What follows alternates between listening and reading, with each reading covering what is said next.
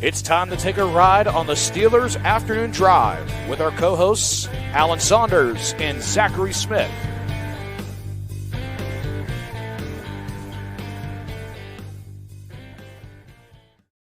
Welcome back to another episode of Steelers Afternoon Drive. I'm Zachary Smith. That is Alan Saunders on this Monday. How are we feeling, Alan? I'm feeling great, man. How are you? Are you really feeling great though? I know the ankle's been acting up on you. Yeah, like physically, I'm not great, but I'm in a good mood, despite the lack of great feelings over here. I hurt my ankle playing hockey last week. It's been bothering me. I was limping a lot. If you saw me at Paycor Stadium on Sunday, you were like, "Who's that gimpy guy?" But I'm getting through it. There we go. Yeah, I'm doing better. I anytime that I get to enjoy a victory Monday as opposed to a misery Monday, it's always going to be a good time in the Smith household. So I'm feeling fantastic right now. And I'm always doing a little bit better anytime Pat Freiermuth goes off in Cincinnati, because then I get some very positive texts coming out of the Freiermuth camp. So all things good on this end. And let's dive into this game maybe a little bit more than we were able to. Anybody that joined the post game, if you missed that, maybe you can go get some instant analysis right there. First thoughts, but I've had a chance to go back and actually watch this game back today, Alan. And I'll be honest. One thing that it's always hard to evaluate offensive line play. I feel like immediately, like that's something that I have to go back and watch to see. Man, was I impressed, especially with the interior of the offensive line. And I know the YouTube comments want us to talk about Broderick as well. But when Zach Frazier was not taking illegal man downfield penalties, he was tearing it up in the run game, especially. But the interior of the offensive line in general was awesome yesterday. I don't know if you've had the chance to go back and watch or what your thoughts were on that unit. Yeah, I did watch a little bit. I wrote a story about Broderick Jones. Not really about his on the field stuff, more about him, being a leader, and kind of grabbing George Pickens and trying to keep his head in the game.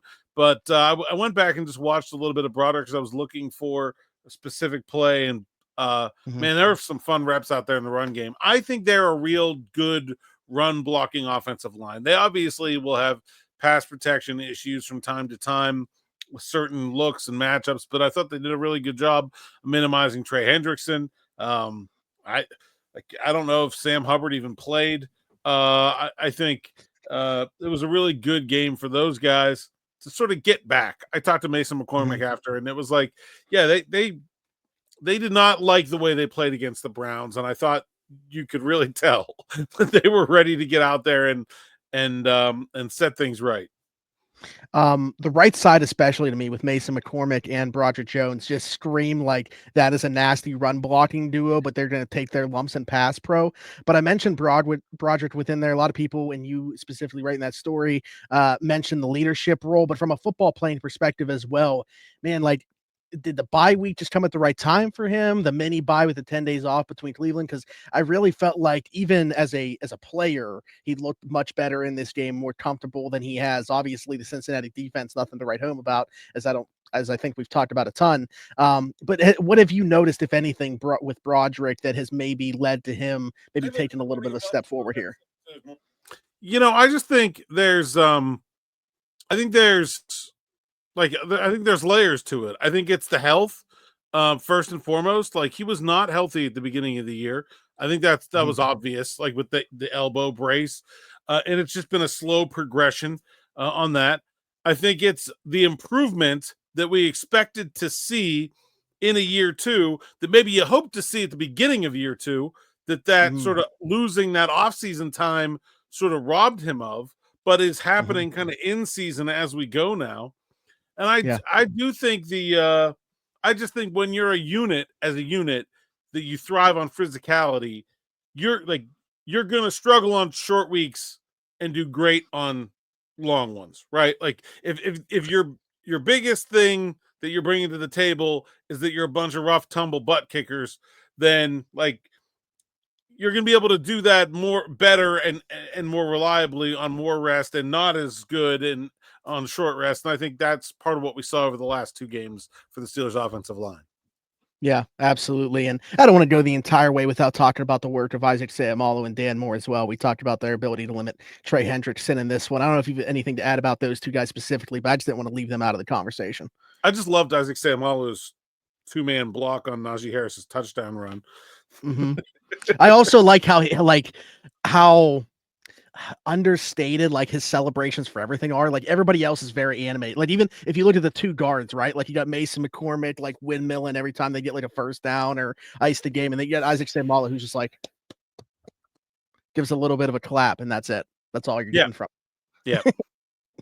The other thing that I noticed when going back and watching that really hard to tell in real time, man, like obviously understanding going back to how bad the Cincinnati defense is, and you can certainly get them post snap. Their safeties do not want to tackle. There's a ton of miscommunication on the back end of things and stuff like that. But man, they were not fooling Russ. Russ knew exactly what was going on pre-snap. Like I think he was winning every rep before the ball was even in his hands. Like there was not a look that Cincinnati could throw at him that he didn't understand what was going on. And I just thought as an offense, they totally had Cincinnati figured out. Like they knew exactly what was coming. They had the right plays dialed up for it. When they didn't, Russ got him into something better. It's weird. It's weird that we didn't see it like the week before, right? You know, it was just we had been seeing it and then it kind of went away. Mm-hmm. But man, I feel like they didn't do anything that we hadn't seen from them as an offense, but maybe that was the first time we saw it all together.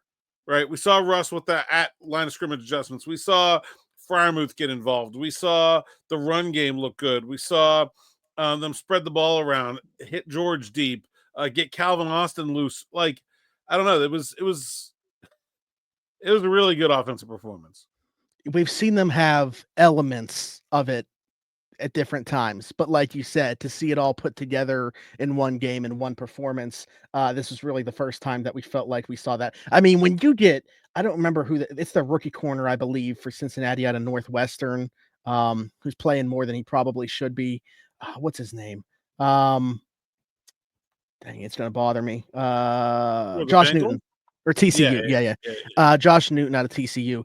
He got like they're playing cover zero, and he got absolutely frozen by Van Jefferson. And I'm like, man, if you get put on skates like this and just completely frozen by Van Jefferson, like that tells you where the Bengals defense is at as a whole right now. And that was, I mean, I know Cincinnati got the ball back, ended up going and scored a touchdown, and then they didn't get the onside kick. But to me, that throw was kind of what iced the game there. But yeah, like that was one of the plays to me where it was just so evident that there was not a look that Cincinnati was throwing at the Steelers offense that they weren't ready for, and they didn't know exactly what was going on and what the answer was for it. Yeah. And then like the Bengals didn't tackle. Like it was like one thing on top of another, right? Dude, if I'm Lou Anarumo, I mean, this has been going on all year, but if you're Lou Anarumo and you go back and watch this, the way that Jordan Battle and Geno Stone like don't want to tackle when things get to the second and third level, like what is going on in those meetings right now when they watch film? Like I can't imagine the conversation. Player, like I don't get that one at all. He's a good player, but for whatever reason, I don't know if he's just checked out of the season because of the record or what's going on there. If it's just like the interception production hasn't been there like it was in Baltimore, so he's not as invested. I'm not sure, but yeah, going back and watching yesterday, like on that one Najee run where he cuts it all the way back, like he's going to the left and brings it all the way back to the right side. He just looks disinterested, like he's basically right in front of Najee and doesn't even make an effort on him. And I'm just like, what is this? But this has been going on all year for them. Yeah. Yeah, it's hard to watch. Like I don't.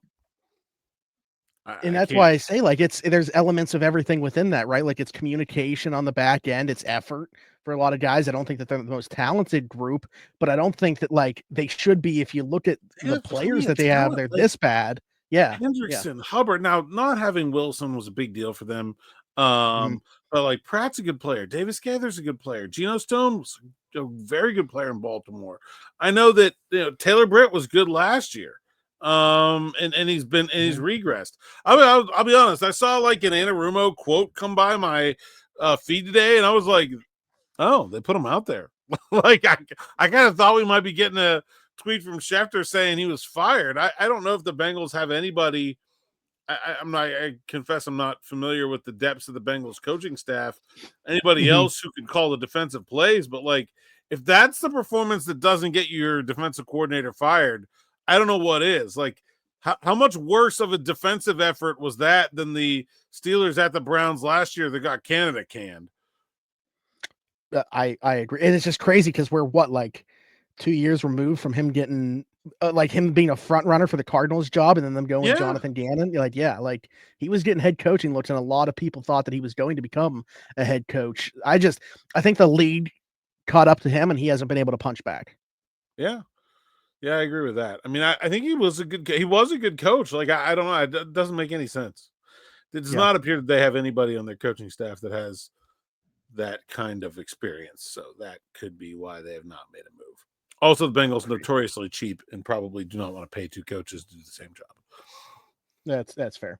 Alan, was there anything, going back that we didn't touch on yesterday post game that you feel like was a missed opportunity we have to talk about, or we have to talk about more than we did? Yeah, we did not talk at all about the Steelers, or maybe we briefly mentioned it, but the streak, the consecutive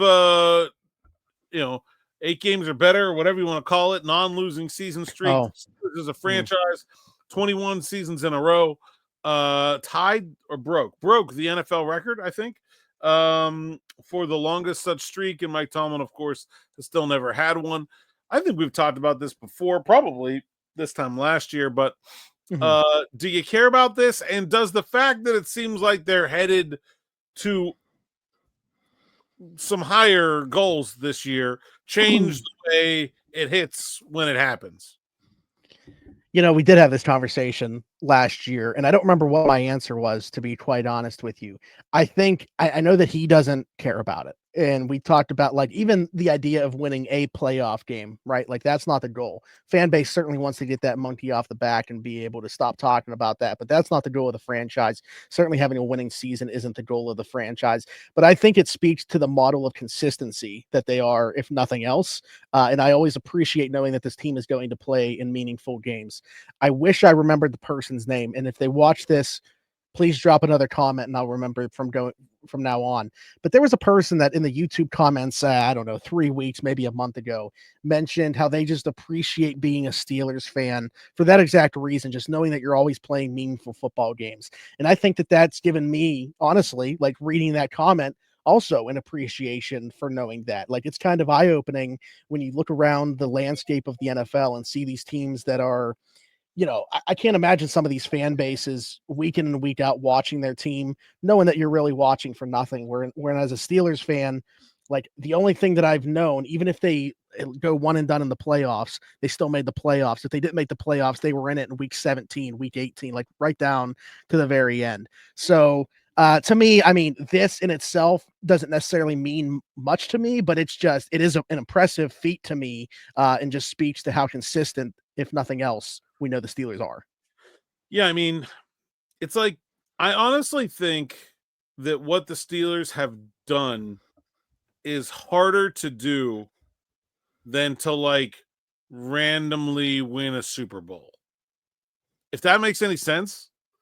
Like, okay, look what the Rams did. All right, the Rams got a couple good draft picks. Okay, they got a couple good draft picks. Aaron Donald was obviously a phenomenal draft pick. They traded a bunch of guys. They made one good run, and now they're kind of back to being, mediocre. I don't know if they're going to be above 500 or below 500. But like it was very clear that they kind of made one good push, got to the Super Bowl once, got back, won it, and then the following year they were done. They were 5-12. And then they made the playoffs last year and lost the Lions. And it looks like they at least have a chance to make the playoffs this year. It's not like the Rams are bad, but like doing that is a lot easier than what the Steelers have done in terms of staying good. And also remember that the Rams started that run with a bunch of high draft picks from being awful, right? They go 4-12 and they draft Jared Goff number 1 overall. So like you have this, it like to win a Super Bowl and then completely change over your team, and then to get back to being a contender again on the other side without having ever in between ever suffered a losing season If Mike Tomlin is able to accomplish that in the and I'm not saying he will, but if he's able to in the salary cap era, that might be the single greatest coaching accomplishment in NFL history.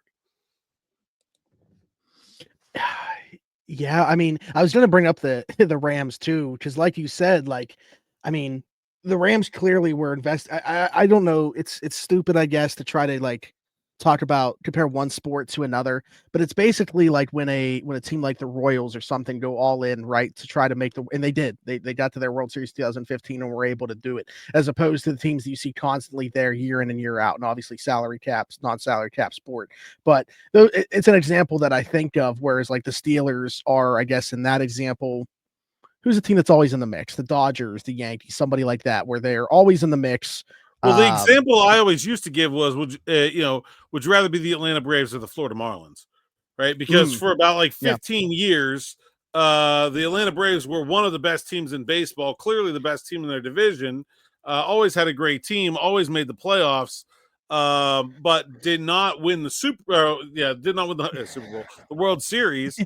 They did eventually, but like they had one World Series win in like, I don't know what, 10 straight playoff berths or something like that. It may have been more, but the Marlins in that stretch had 2 World Series and were completely awful in every other year besides the 2 years they won the World Series. And it was like, what would you rather be? And it's like, come on, you'd rather be the Braves. Who cares about the second World Series? You had 10 more seasons of meaningful games to watch and cheer for.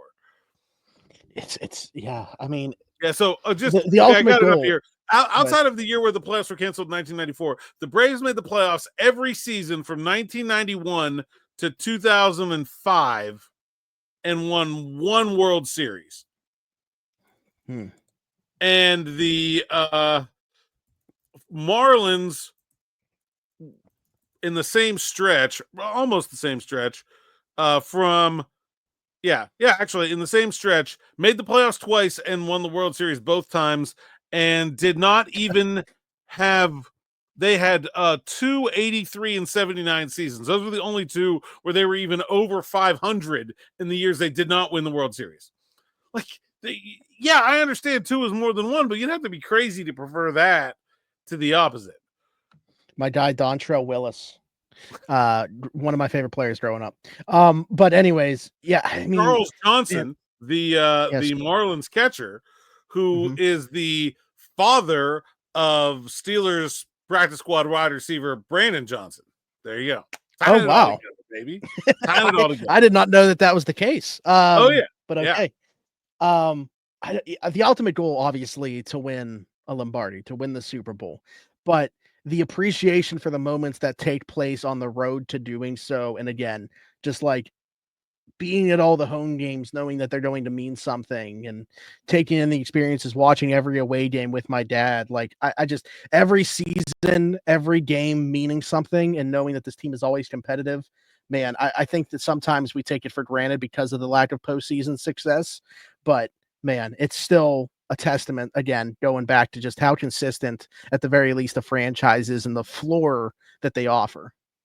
I was talking to Landon Roberts about this the other day, about how, like, you get on some teams and like this time of year, like guys are already like making arrangements to have their car shipped home, like that, like it's over. Like he's like, there's guys at Thanksgiving that'll like pack up their stuff and start, like, they're starting to move back out at Thanksgiving. Like they'll take the first load of stuff back home. And he's like, and here we are, like, and I was like, and I've been covering the NFL for a long time, and I've never even come close to seeing that. And like, it's happening all around the league right now. I think it's really impressive. I don't think it's like, I don't think Tomlin cares about it.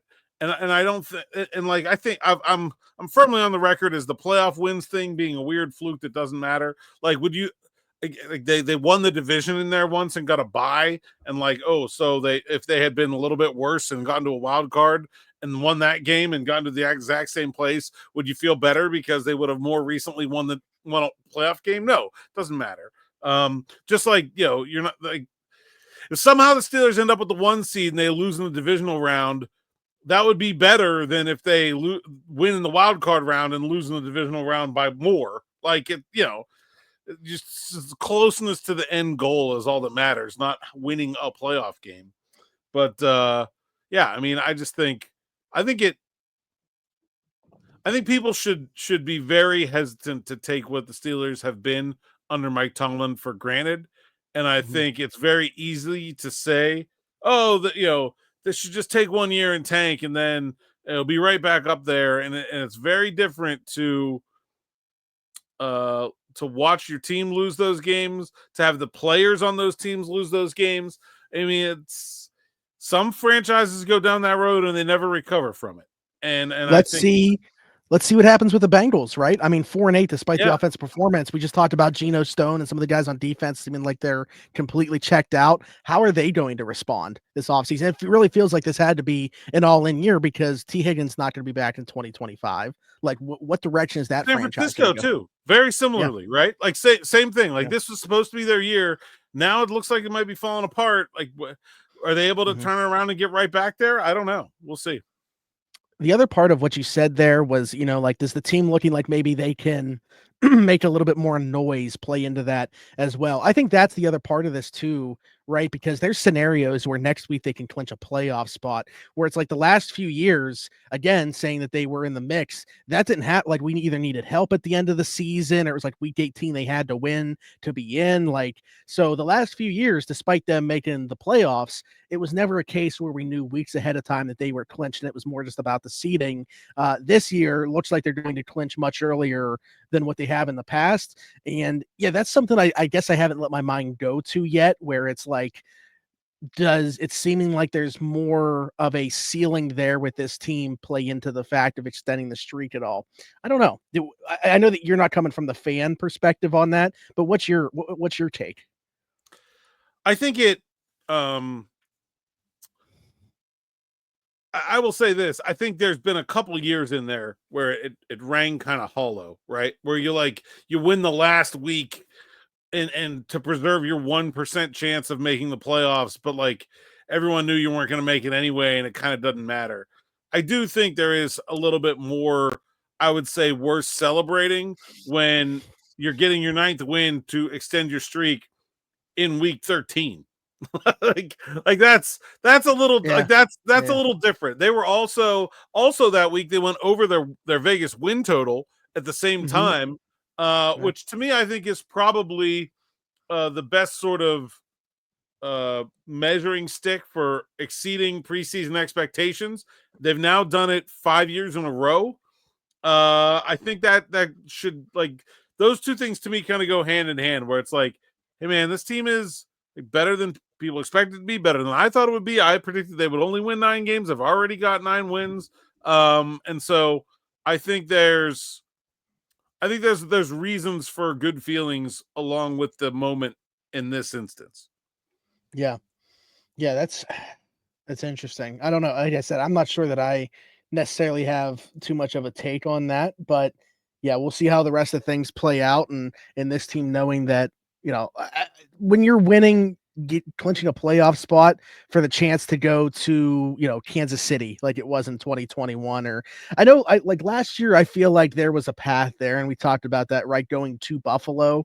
But even then, like, I think a lot of people looked at it like, okay, you're making the playoffs, but very clearly look like a one and done team. So this team does have string quarterback. Like, come on. Yeah, absolutely. So we'll see what this team has. Even if they somehow fluked into beating the Bills, we're not making a run. This feels different, right? Like, fundamentally different. Like, I'm not saying I think the Steelers are a Super Bowl favorite or anything like that, but like, it is not impossible to imagine it happening either. Absolutely. I mean, especially when you look at, like, I think that we're still of the mindset where it's like Kansas City until it's not, right? Just because we see them turn it on at any moment, especially in the playoffs. When you have that guy playing quarterback, Buffalo is awesome, but it just seems like Kansas City, as of right now, until we see them do it, maybe they are a little bit more beatable. We know that the Steelers can play with the Ravens. It's really like Buffalo. Who knows if we even have to match up with them at some point? Somebody might take them out before we would have to play them. So like, I don't know. I think that it is a little bit more open than in years past, potentially. Yeah, I think so. And I think their sort of dominance of the Ravens probably helps that feeling a good bit too. So yeah, I agree.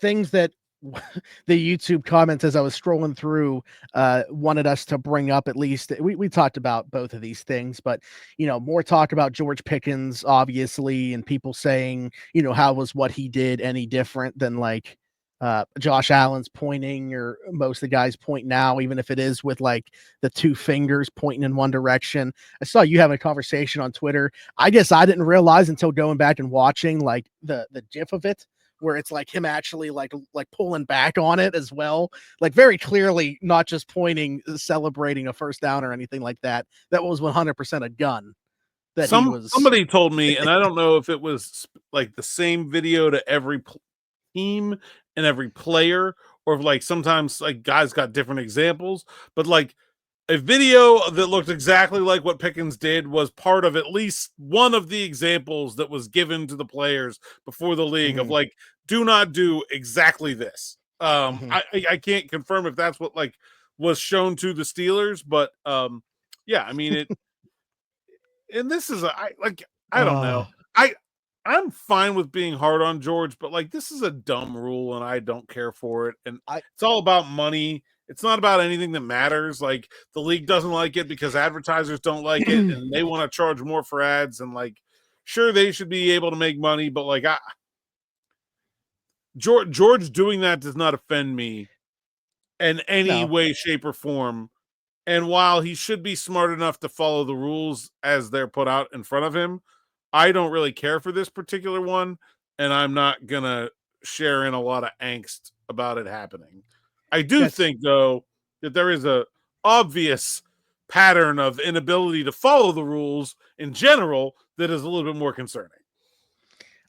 I agree with both of those things, specifically with the one there that we're talking about with the gun thing. Like if that's exactly basically the example that they were shown and then he still did it, I mean, what are we doing? But at the same time, but like if TJ Watt did it and then like got it, like I would immediately write it off as like, it's a dumb rule. TJ's a smart guy. He'll know better. So wait, is TJ and them? Oh, I guess they did get fined for it before, right? Remember how they had the celebration? They got fined throw the ball up in the air and because it was on the sideline.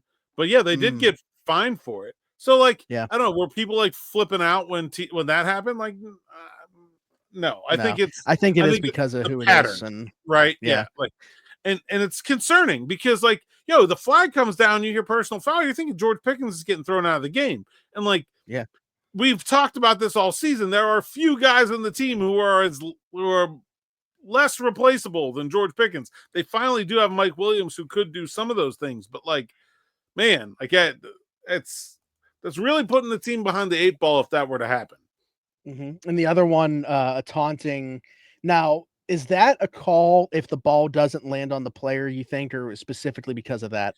No, that is the call. Yeah, if you're gonna like drop the ball, point with the ball, point in general, you got to be clear of the opponent. Like that's the taunting rule. Basically, it's like if you get clear of the opponent and you want to stand by yourself and drop the ball, point with the ball, point for first down, do a little dance, whatever, that's fine. But you can't do it like in the opponent's face. And he literally dropped the ball on the player. Jermaine, I think it was Jermaine Pratt's face. So yeah, I mean, I actually, when I saw it live, I didn't think it was that bad, and then I saw the replay, and I was like, oh yeah, you kind of have to call that. But so the reason he was not ejected is that the second penalty, the violent acts celebration penalty, is not a unsportsmanlike foul. It's just a personal foul. It's not taunting or unsportsmanlike conduct directed at an opponent. So like after whistle, fight, or something like that, 2 of those will get you thrown out. But that was just a generic personal foul for the little finger gun thing. Gotcha. And real quick, the last thing I want to bring up, because you mentioned Mike Williams in there, 10 players for the Steelers, different players, recorded a reception yesterday. Mike Williams, though, not only did he not have a reception, 0 targets. People are really pressing the panic button with the lack of Mike Williams within the Steelers offense. Basically had that touchdown reception against Washington. Then we haven't seen much of him despite him playing more snaps since then. What do we make of this? Yeah, I mean, I think teams are defending them differently, and they don't need him right now. And that doesn't, I mean, they threw for 414 yards. I wouldn't be pushing any panic buttons about the offense. But, you know, they're going to need him, and there's going to be situations where they're going to use him. He is, like I said, he is not a solution for every problem. And I think you saw what Calvin Austin brings to the table. You see what Ben Skowronek brings to the table. They moved Dan Jefferson around a little bit after Austin was hurt. He was playing in the slot a little bit. That's not where you want Mike Williams. So I think there will be some teams that are going to try to take the runaway and play more cover 3. But in those instances, he's going to be a lot more useful. Nothing else matters, actually. I changed my mind on what we have to end the show with. Ben Skowronek is awesome. I think that him playing 23 snaps on offense yesterday was a season high for him, like 33% of the team's offensive snaps.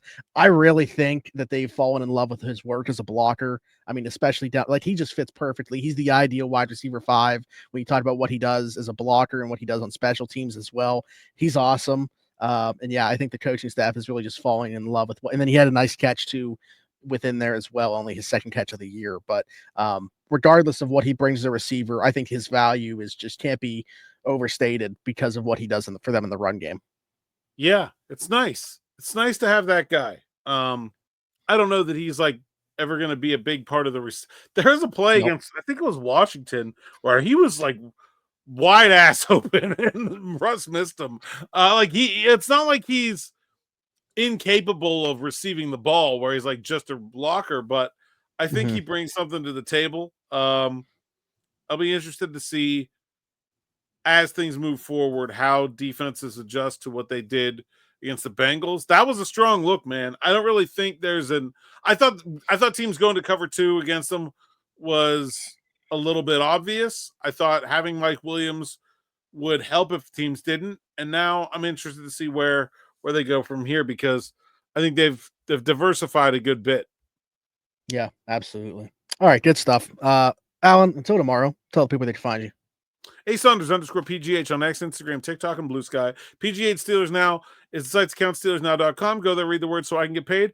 Check out the SM Plus, promo code Allen10. And we're actually going to have a bigger sale too. So maybe actually just like sit on that for one day. If you were thinking about it, wait. I believe we're going to have a bigger sale, but I got to get the details of that. And then leading up to Christmas here. And so if that's happening, I will let you know. And then subscribe, hit the bell for notifications here on the YouTube channel. There we go. And hit us in the comments with your thoughts on anything that we talked about today. A question for a future episode. You guys know the drill by now. If you're listening somewhere else, Apple, Spotify, wherever you get your podcast from, be sure to leave us a 5-star review and subscribe over there as well. Just search Steelers Afternoon Drive. Do the same thing on TikTok and follow us over there. And you'll find me everywhere, Zachary Smith, PGH. For Alan Saunders and myself, thanks for jumping in and taking another ride on the Steelers Afternoon Drive.